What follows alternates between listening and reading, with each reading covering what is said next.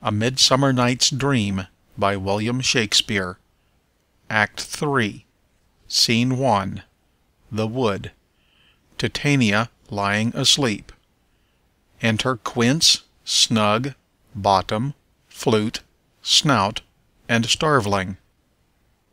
Are we all met?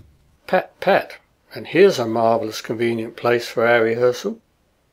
This green plot shall be our stage, this hawthorn brake our tiring house, and we will do it in action as we will do it before the Duke.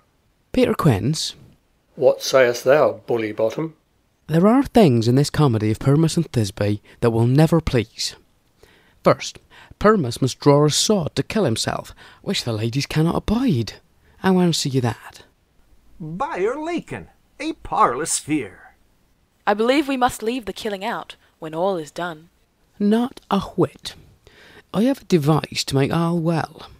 Write me a prologue, and let the prologue seem to say we will do no harm with our swords, and that Pyramus is not killed indeed, and, for the more better assurance, tell them that I, Pyramus, am not Pyramus, but Bottom the Weaver. This will put them out of fear. Well, we will have such a prologue, and it shall be written in 8 and 6. No, make it 2 more. Let it be written in 8 and 8. Will not the ladies be afeard of the lion? I fear it, I promise you. Masters, you ought to consider with yourselves to bring in, God shield us, a lion among ladies is a most dreadful thing, for there is not a more fearful wildfowl than your lion living, and we ought to look to it. Therefore, another prologue must tell he is not a lion. Nay, you must name his name, and half his face must be seen through the lion's neck, and he himself must speak through, saying thus, or to the same defect, Ladies, or fair ladies, I would wish you, or I would request you, or I would entreat you, not to fear, not to tremble, my life for yours. If you think I come hither as a lion, it were pity of my life. No, I am no such thing. I am a man, as other men are. And there indeed let him name his name, and tell them plainly he is Snug the Joiner. Well, it shall be so, but there is 2 hard things, that is, to bring the moonlight into a chamber, for you know Pyramus and Thisbe meet by moonlight. Doth the moon shine that night we play our play? A calendar, look in the almanac, find out moonshine. Yes, it doth shine that night. Why, then may you leave a casement of the great chamber window where we play open, and the moon may shine in at the casement. Aye, or else one must come in with a bush of thorns and a lanthorn, and say he comes to disfigure or to present the person of moonshine. Then there is another thing. We must have a wall in the great chamber, for Pyramus and Thisbe, says the story, did talk through the chink of a wall. You can never bring in a wall. What say you, Bottom? Some man or other must present wall, and let him have some plaster, or some loam, or some rough cast about him to signify wall, and let him hold his fingers thus, and through that cranny shall Pyramus and Thisbe whisper. If that may be, then all is well. Come sit down every mother's son and rehearse your parts. Pyramus, you begin. When you have spoken your speech, enter into that brake, and so every one according to his cue. Enter Puck, behind. What hempen homespuns have we swaggering here so near the cradle of the fairy queen? What, a play toward? I'll be an auditor, an actor too, perhaps, if I see cause. Speak, Pyramus. Thisbe, stand forth. Thisbe, the flowers of odious savours sweet. Odours, savours sweet. So hath thy breath, my dearest Thisbe dear. But hark, a voice. Stay thou but here a while, and by I will to thee appear. Exit. A stranger Pyramus than e'er played here. Exit. Must I speak now? Ay, marry must you, for you must understand he goes but to see a noise that he heard, and is to come again. Most radiant Pyramus, most lily-white of hue, of colour like the red rose on triumphant briar, most brisky juvenile, and eke, most lovely Jew, as truest horse that never yet would tire, I'll meet thee, Pyramus, at Ninny's tomb. Ninna's tomb, man. Why, you must not speak that yet. Let your answers to Pyramus. You speak all your parts at once, cues and all. Pyramus, enter. Your cue is past. It is never tire. Oh, as truest horse that yet would never tire. Re-enter Puck and Bottom with an ass's head. If I were fair, Thisbe, I were only thine. O monstrous, O strange, we are haunted. Pray, masters, fly, masters, help. Exeunt Quince, Snug, Flute, Snout, and Starveling. I'll follow you. I'll lead you about around, through bog, through bush, through brake, through briar. Sometime a horse I'll be, sometime a hound, a hog, a headless bear, sometime a fire, and neigh and bark and grunt and roar and burn, like horse, hound, hog, bear, fire at every turn. Exit. Why do they run away? This is a knavery of them to make me afeard. Re-enter Snout. O Bottom, thou art changed. What do I see on thee? What do you see? You see an ass head of your own, do you? Exit Snout. Re-enter Quince. Bless thee, Bottom, bless thee. Thou art translated. Exit. I see their knavery. This is to make an ass of me, to fright me if they could. But I will not stir from this place, do what they can. I will walk up and down here, and I will sing, that they shall hear I am not afraid. The ousel cock so black of hue, with orange tawny bill, the throstle with his note so true, the wren with little quill. What angel wakes me from my flowery bed? The finch, the sparrow, and the lark, the plain-sung cuckoo grey, whose note full many a man doth mark, and dares not answer nay. For indeed, who would set his wit to so foolish a bird? Who would give a bird the lie, though he cry cuckoo never so? I pray thee, gentle mortal, sing again. Mine ear is much enamoured of thy note, so is mine eye enthralled to thy shape, and thy fair virtue's force perforce doth move me on the first view to say, to swear, I love thee. Methinks, mistress, you should have little reason for that. And yet, to say the truth, reason and love keep little company together nowadays. The more the pity that some honest neighbours will not make them friends. Nay, I can gleek upon occasion. Thou art as wise as thou art beautiful. Not so neither. But if I had wit enough to get out of this wood, I have enough to serve mine own turn. Out of this wood do not desire to go. Thou shalt remain here, whether thou wilt or no. I am a spirit of no common rate. The summer still doth tend upon my state, and I do love thee. Therefore go with me. I'll give thee fairies to attend on thee, and they shall fetch thee jewels from the deep, and sing while thou on pressed flowers dost sleep. And I will purge thy mortal grossness so, that thou shalt like an airy spirit go. Pease-blossom, cobweb, moth, and mustard seed. Enter Pease-blossom, Cobweb, Moth, and Mustard seed. Ready. And I. And I. And I. Where shall we go? Be kind and courteous to this gentleman. Hop in his walks and gambol in his eyes. Feed him with apricots and dewberries, with purple grapes, green figs and mulberries.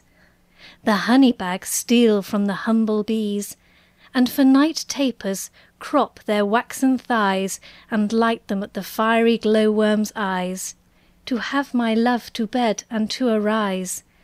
and pluck the wings from painted butterflies, to fan the moonbeams from his sleeping eyes. Nod to him, elves, and do him courtesies. Hail, mortal! Hail! Hail! Hail! I cry your worship's mercy heartily. I beseech your worship's name. Cobweb! I shall desire you of more acquaintance, good Master Cobweb. If I cut my finger, I shall make bold with you. Your name, honest gentleman? Peace Blossom! I pray you, commend me to Mistress Squash, your mother, and a Master Peascod, your father. Good Master Peace Blossom, I shall desire you of more acquaintance too. Your name, I beseech you, sir. Mustard Seed. Good Master Mustard Seed, I know your patience well. That same cowardly giant-like ox beef hath devoured many a gentleman of your house. I promise you, your kindred had made my eyes water ere now. I desire your more acquaintance, good Master Mustard Seed. Come, wait upon him, lead him to my bower. The moon, methinks, looks with a watery eye, and when she weeps, weeps every little flower, lamenting some enforced chastity. Tie up my love's tongue, bring him silently. Exeunt.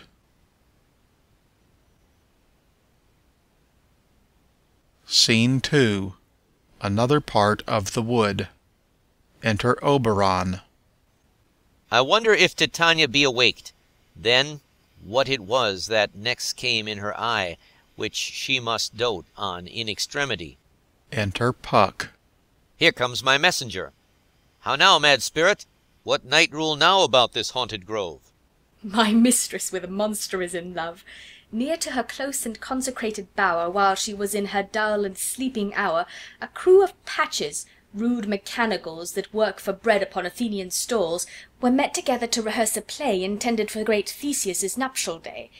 The shallowest thickskin of that barren sort, who Pyramus presented, in their sport forsook his scene, and entered in a break. When I did him at this advantage take, an ass's knoll I fixed on his head. Anon his Thisbe must be answered, and forth my mimic comes.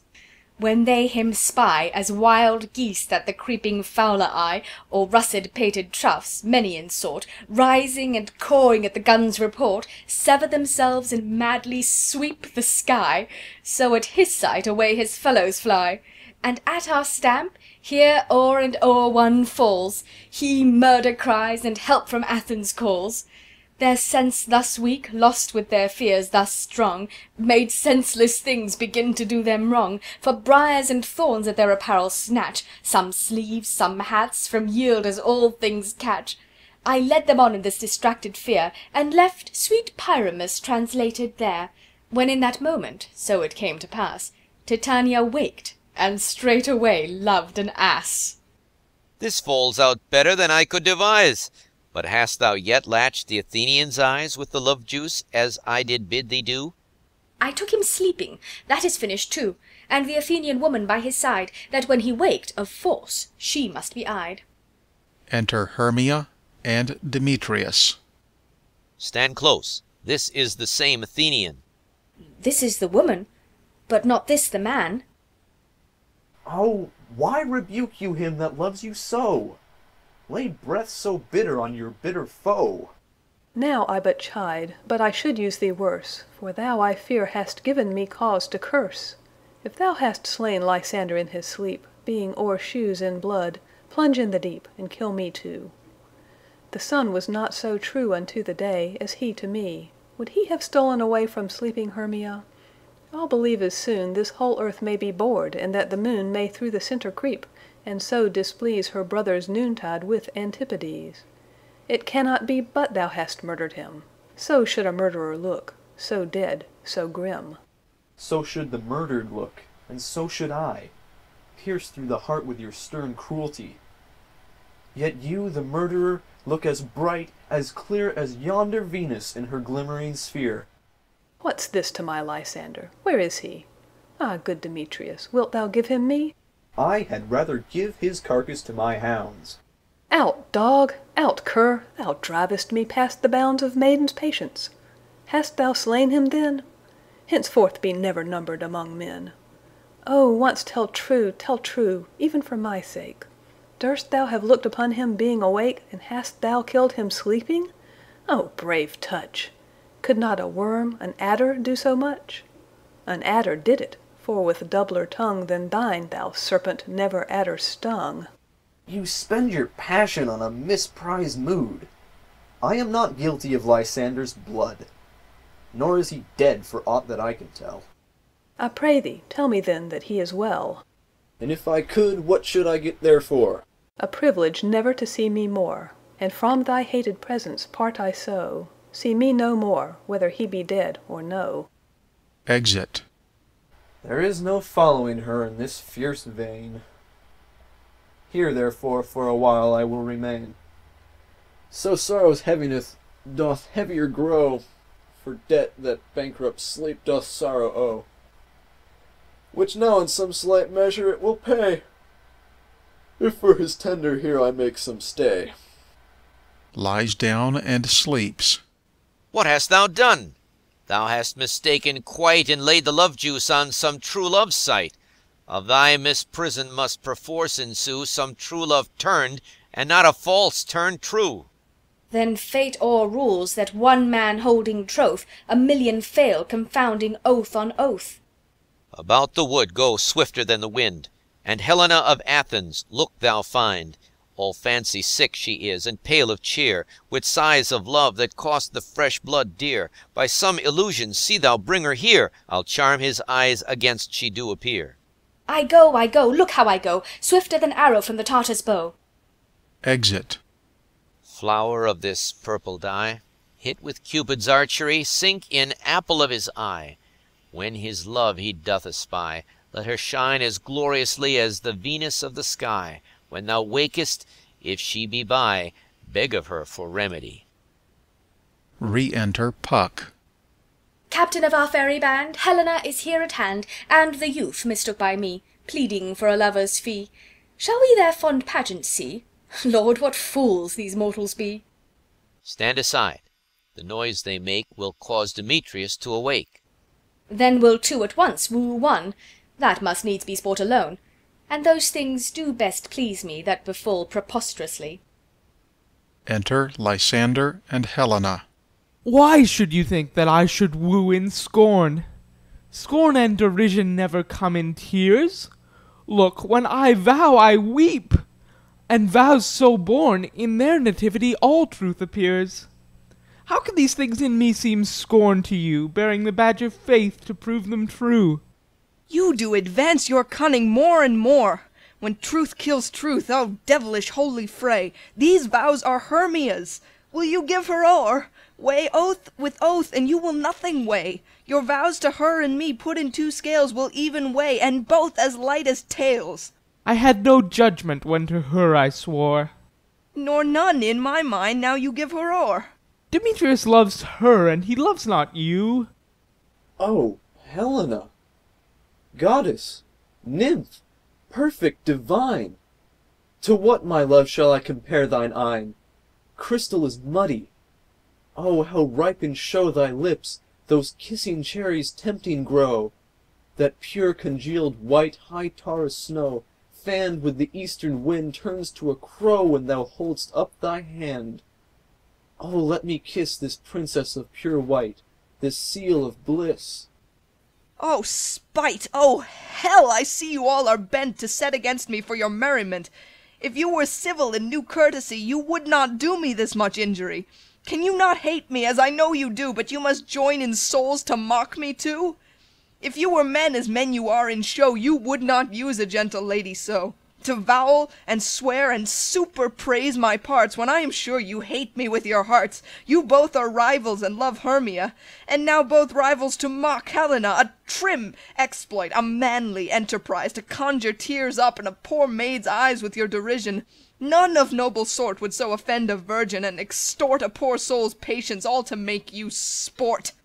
You are unkind to Demetrius, be not so, for you love Hermia. This you know I know. And here with all good will, with all my heart, in Hermia's love, I yield you up my part, and yours of Helena to me bequeath, whom I do love, and will do till my death. Never did mockers waste more idle breath. Lysander, keep thy Hermia, I will none. If e'er I loved her, all that love is gone. My heart to her but as guest-wise sojourned, and now to Helen is it home returned, there to remain. Helen, it is not so. Disparage not the faith thou dost not know, lest to thy peril thou abide it dear. Look where thy love comes, yonder is thy dear. Re-enter Hermia. Dark night, that from the eye his function takes, the ear more quick of apprehension makes. Wherein it doth impair the seeing sense, it pays the hearing double recompense. Thou art not by mine eye, Lysander, found. Mine ear, I thank it, brought me to thy sound. But why unkindly didst thou leave me so? Why should he stay whom love doth press to go? What love could press Lysander from my side? Lysander's love that would not let him bide, fair Helena, who more engilds the night than all you fiery O's and eyes of light. Why seek'st thou me? Could not this make thee know the hate I bear thee made me leave thee so? You speak not as you think. It cannot be. Lo! She is one of this confederacy. Now I perceive they have conjoined all three to fashion this false sport in spite of me. Injurious Hermia, most ungrateful maid, have you conspired? Have you with these contrived to bait me with this foul derision? Is all the counsel that we two have shared, the sisters' vows, the hours that we have spent, when we have chid the hasty-footed time for parting us, all, is it all forgot? All school-days friendship, childhood innocence? We, Hermia, like two artificial gods, have with our needles created both one flower, both on one sampler, sitting on one cushion, both warbling of one song, both in one key, as if our hands, our sides, voices, and minds had been incorporate. So we grow together like to a double cherry, seeming parted, but yet a union in partition. Two lovely berries moulded on one stem, so with two seeming bodies but one heart. Two of the first like coats in heraldry, due but to one and crowned with one crest. And will you rent our ancient love asunder, to join with men in scorning your poor friend? It is not friendly, 'tis not maidenly. Our sex as well as I may chide you for it, though I alone do feel the injury. I am amazed at your passionate words. I scorn you not. It seems that you scorn me. Have you not set Lysander as in scorn to follow me and praise my eyes and face? And made your other love, Demetrius, who even but now did spurn me with his foot, to call me goddess, nymph, divine and rare, precious, celestial? Wherefore speaks he this to her he hates? And wherefore doth Lysander deny your love, so rich within his soul, and tender me, forsooth, affection, but by your setting on, but by your consent? What, though I be not so in grace as you, so hung upon with love, so fortunate, but miserable most to love unloved? This you should pity rather than despise. I understand not what you mean by this. I do persevere, counterfeit sad looks, make mouths upon me when I turn my back, wink at each other, hold the sweet jest up. This sport well carried shall be chronicled. If you have any pity, grace, or manners, you would not make me such an argument. But fare you well. 'Tis partly my own fault, which death or absence soon shall remedy. Stay, gentle Helena. Hear my excuse. My love, my life, my soul, fair Helena. Oh, excellent! Sweet, do not scorn her so. If she cannot entreat, I can compel. Thou canst compel no more than she entreat. Thy threats have no more strength than her weak prayers. Helen, I love thee. By my life I do. I swear by that which I will lose for thee to prove him false that says I love thee not. I say I love thee more than he can do. If thou say so, withdraw, and prove it too. Quick, come. Lysander, whereto tends all this? Away, you Ethiop! No, no, he'll seem to break loose, take on as you would follow, but yet come not. You are a tame man. Go! Hang off, thou cat, thou burr! Vile thing, let loose, or I will shake thee from me like a serpent. Why are you grown so rude? What change is this? Sweet love? Thy love? Out, tawny Tartar, out! Out, loathed medicine, hated potion, hence! Do you not jest? Yes, sooth, and so do you. Demetrius, I will keep my word with thee. I would I had your bond, for I perceive a weak bond holds you. I'll not trust your word.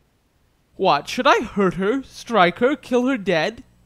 Although I hate her, I'll not harm her so. What, can you do me greater harm than hate? Hate me? Wherefore? Oh me, what news, my love? Am I not Hermia? Are not you Lysander? I am as fair now as I was erewhile. Since night you loved me, yet since night you left me. Why, then you left me, oh the gods forbid, in earnest shall I say? Ay, by my life, and never did desire to see thee more. Therefore be out of hope, of question, of doubt. Be certain nothing truer, 'tis no jest, that I do hate thee and love Helena. Oh me, you juggler, you canker blossom, you thief of love! What, have you come by night and stolen my love's heart from him? Fine, i'faith! Have you no modesty, no maiden shame, no touch of bashfulness? What, will you tear impatient answers from my gentle tongue? Fie! Fie, you counterfeit, you puppet, you! Puppet? Why so? Ay, that way goes the game. Now I perceive that she hath made compare between our statures. She hath urged her height, and with her personage, her tall personage, her height forsooth, she hath prevailed with him. Are you grown so high in his esteem because I am so dwarfish and so low? How low am I, thou painted maypole? Speak, how low am I? I am not yet so low but that my nails can reach unto thine eyes. I pray you, though you mock me, gentlemen, let her not hurt me. I was never cursed, I have no gift at all in shrewishness, I am a right maid for my cowardice, let her not strike me. You perhaps may think, because she is something lower than myself, that I can match her. Lower? Hark, again. Good Hermia, do not be so bitter with me. I evermore did love you, Hermia, did ever keep your counsels, never wronged you, save that in love unto Demetrius I told him of your stealth unto this wood. He followed you. For love I followed him, but he hath chid me hence, and threatened me to strike me, spurn me, nay, to kill me too, and now, so you will let me quiet go, to Athens will I bear my folly back, and follow you no further. Let me go, you see how simple and how fond I am. Why, get you gone. Who is it that hinders you? A foolish heart that I leave here behind. What, with Lysander? With Demetrius. Be not afraid. She shall not harm thee, Helena. No, sir, she shall not, though you take her part. Oh, when she's angry, she is keen and shrewd. She was a vixen when she went to school, and though she be but little, she is fierce. Little again. Nothing but low and little. Why will you suffer her to flout me thus? Let me come to her. Get you gone, you dwarf, you minimus of hindering knotgrass maid, you bead, you acorn. You are too officious in her behalf that scorns your services. Let her alone. Speak not of Helena. Take not her part. For if thou dost intend never so little show of love to her, thou shalt abide it. Now she holds me not. Now follow, if thou darest, to try whose right, of thine or mine, is most in Helena. Follow? Nay, I'll go with thee, cheek by jowl. Exeunt Lysander and Demetrius. You, mistress, all this coil is long of you. Nay, go not back. I will not trust you, nor longer stay in your cursed company. Your hands than mine are quicker for a fray. My legs are longer, though, to run away. Exit. I am amazed, and know not what to say. Exit. This is thy negligence. Still thou mistakest, or else committest thy knaveries wilfully. Believe me, King of Shadows, I mistook. Did not you tell me I should know the man by the Athenian garment he had on? And so far blameless proves my enterprise, that I have anointed an Athenian's eyes. And so far am I glad it so did sort, as this their jangling I esteem a sport. Thou seest these lovers seek a place to fight. Hide thee therefore, Robin, o'ercast the night. The starry welkin cover thou anon with drooping fog as black as Acheron, and lead these testy rivals so astray, as one come not within another's way. Like to Lysander, sometime frame thy tongue, then stir Demetrius up with bitter wrong. And sometime rail thou like Demetrius, and from each other look thou lead them thus, till o'er their brows death counterfeiting sleep, with leaden legs and batty wings doth creep. Then crush this herb into Lysander's eye, whose liquor hath this virtuous property, to take from thence all error with his might, and make his eyeballs roll with wonted sight. When they next wake, all this derision shall seem a dream and fruitless vision, and back to Athens shall the lovers wend, with league whose date till death shall never end. Whiles I in this affair to thee employ, I'll to my queen and beg her Indian boy, and then I will her charmed eye release from monsters' view, and all things shall be peace. My fairy lord, this must be done with haste, for night's swift dragons cut the clouds full fast, and yonder shines Aurora's harbinger, at whose approach ghosts wandering here and there troop home to churchyards, damned spirits all that in crossways and floods have burial, already to their wormy beds are gone, for fear lest day should look their shames upon. They wilfully themselves exile from light, and must for aye consort with black-browed night. But we are spirits of another sort. I with the morning's love have oft made sport, and like a forester the groves may tread, even till the eastern gate, all fiery red, opening on Neptune with fair blessed beams, turns into yellow gold his salt green streams. But notwithstanding, haste, make no delay, we may effect this business yet ere day. Exit. Up and down, I will lead them up and down. I am feared in field and town. Goblin, lead them up and down. Here comes one. Re-enter Lysander. Where art thou, proud Demetrius? Speak thou now. Here, villain, drawn and ready. Where art thou? I will be with thee straight. Follow me, then, to plainer ground. Exit Lysander as following the voice. Re-enter Demetrius. Lysander, speak again. Thou runaway, thou coward, art thou fled? Speak. In some bush, where dost thou hide thy head? Thou, coward, art thou bragging to the stars, telling the bushes that thou look'st for wars, and wilt not come?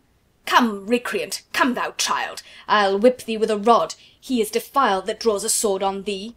Yea, art thou there? Follow my voice. We'll try no manhood here. Exeunt. Re-enter Lysander. He goes before me and still dares me on. When I come where he calls, then he is gone. The villain is much lighter heeled than I. I followed fast, but faster did he fly. That fallen am I in dark uneven way, and here will rest me. Lies down. Come, thou gentle day, for if but once thou show me thy grey light, I'll find Demetrius and revenge this spite. Sleeps. Re-enter Puck and Demetrius. Oh, coward, why comest thou not? Abide me if thou darest, for well I wot, thou runnest before me, shifting every place, and darest not stand nor look me in the face. Where art thou now? Come hither, I am here. Nay then, thou mockest me. Thou shalt buy this dear, if ever I thy face by daylight see. Now go thy way. Faintness constraineth me to measure out my length on this cold bed. By day's approach look to be visited. Lies down and sleeps. Re-enter Helena. O weary night, O long and tedious night, abate thy hour. Shine comforts from the east, that I may back to Athens by daylight, from these that my poor company detest, and sleep, that sometimes shuts up sorrow's eye, steal me away from mine own company. Lies down and sleeps. Yet but three. Come one more. Two of both kinds make up four. Here she comes, cursed and sad. Cupid is a knavish lad, thus to make poor females mad. Re-enter Hermia. Never so weary, never so in woe, bedabbled with the dew and torn with briars. I can no further crawl, no further go. My legs can keep no pace with my desires. Here will I rest me till the break of day. Heaven shield Lysander, if they mean a fray. Lies down and sleeps. On the ground, sleep sound. I'll apply to your eye gentle lover remedy. Squeezing the juice on Lysander's eyes. When thou wakest, thou takest true delight in the sight of thy former lady's eye, and the country proverb known that every man should take his own, in your waking shall be shown. Jack shall have Jill, naught shall go ill, the man shall have his mare again, and all shall be well. Exit. End of Act 3 of A Midsummer Night's Dream,